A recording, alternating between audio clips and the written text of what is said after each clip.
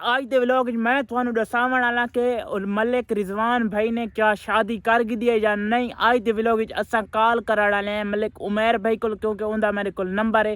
Call करके live ਤੁਹਾਨੂੰ पूछा के दसो कि मलिक रिजवान भाई ने शादी की है या नहीं। आज दी वीडियो शुरू करने से पहले सारे चैनल करना सब्सक्राइब। आज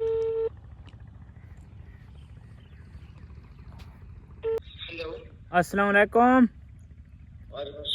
उमैर भाई, क्या हाल है? ठीक हो? तबीयत से ठीक है? अल्लाह का शुक्र। कौन भैया?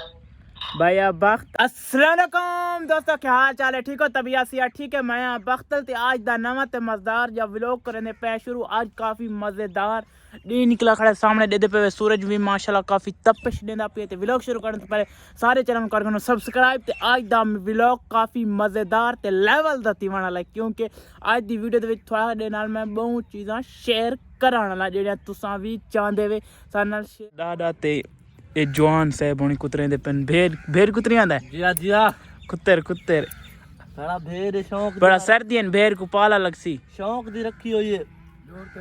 शाम दा 4 किलो दूध दादा को पाला ना लगसी सर्दियां जो इन भेड़ को कुछ नहीं दीवना हो जाती ठंडी। अच्छा ठंडी हो जाती ठंडी हो जाती भेड़ ए जवान फजर नाल भेड़ दी हजामत तींदी पई है। ये भेड़ दी हजामत जोड़ के सही कर मुंडिया, जोड़ के दादा तू आप का ना पुराने दौर विच इवें भेड़ा कुतरे दे आवे कतरे दे आसे असन निक्की कोट कुतरे दे आसे। अच्छा अब भाई देख सुन ए देख ता डक फल कीतियां दे सारे फल न कर, डक फल न कर, डक फल न कर भेड़ सही करके कुत्तर डक फल न कर, थोड़ी थोड़ी सही करके बर्ग मारना तो बर्ग मार।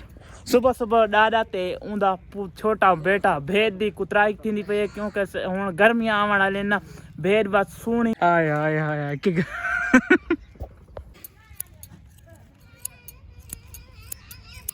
ये भी और मेरे दादा जान दा माल ते सामने वदा दादा जान माशाल्लाह भठोरे छोड़ ए बनाई हुई झोपड़ी दे पे माल दे।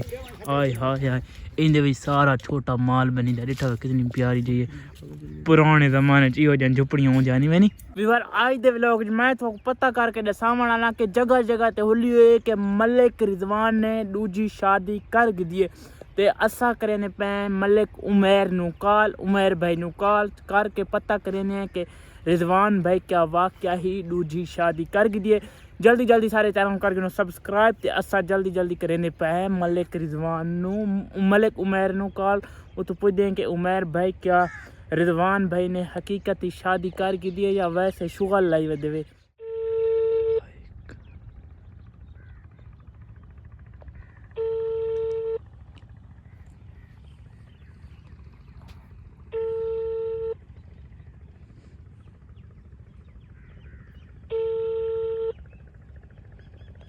हाल तक कॉल अटेंड नहीं करेंदा पिया। फिलहाल जवाब मौसूल नहीं वाला एक ट्राई करेने अल्लाह करे सी कॉल अटेंड कर गिनसी। पहले नंबर मसरूफ मिलता है, कॉल अटेंड नहीं करेंदा पिया।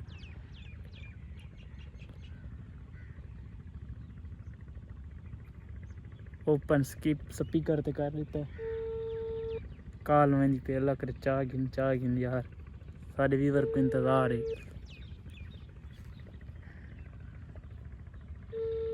कॉल व्यूअर नहीं अटेंड करेंदा पिया उमैर भाई। अस्सलाम वालेकुम उमैर भाई, क्या हाल है? ठीक हो? तबीयत से ठीक है? अल्लाह का शुक्र। कौन भैया?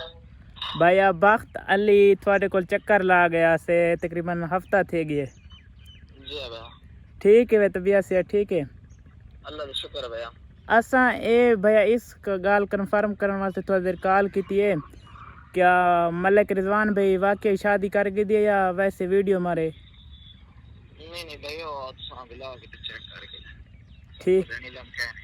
अच्छा थानू इलम को नहीं? ठीक हो गया भाईजान, शुक्रिया, अल्लाह पर खुश रखे। वीवर ओ मलिक उमैर भाई आखे कि सानू इलम को नहीं, क्योंकि उमैर भाई वद्यान मसरूफ तुसा कॉल भी सुन गए क्योंकि कोई बाजार गए वद्यान भाई। सानू इलम को नहीं भाई मलिक रिजवान भाई शादी कर दी या ना। मैं तो लगता है भाई व्लॉग मारे करेंदे वदन पता नहीं अल्लाह जाने कर भी दी हो। बस थोड़ी देर जी डिटेल है मैं शेयर कर दी है, क्योंकि उमैर भाई कॉल करके थानू भी उनकी कार सुना दी है। अज का व्लॉग अगर अच्छा लगे तो सारे चैनल कर सब्सक्राइब। इहो जे मज़ेदार तो इन्फॉर्मेशन व्लॉग तुहानू मिलते रहंदे। अल्लाह हाफिज़।